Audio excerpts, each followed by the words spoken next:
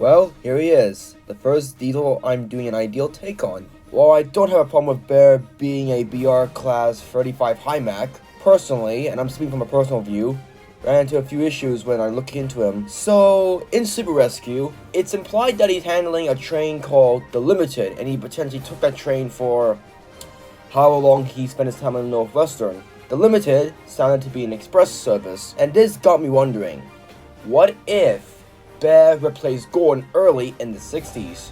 When looking up his base's top speed, which is said to be 90 miles per hour, it said that their top speed is 90 miles per hour, and that wasn't gonna do for Bear, at least in my universe. So I decided to swap out his basis for a diesel class that could replace Gordon, a BR Class 55 Deltic.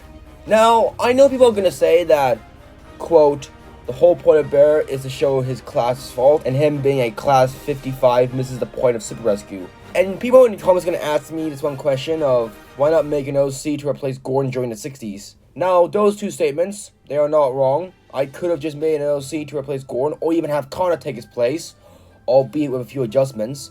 However, this is where I get into what is going on in my mind. When I was looking at how many engines were mixed traffic, I couldn't help but feel as though, shouldn't there be more express engines than mixed traffic engines?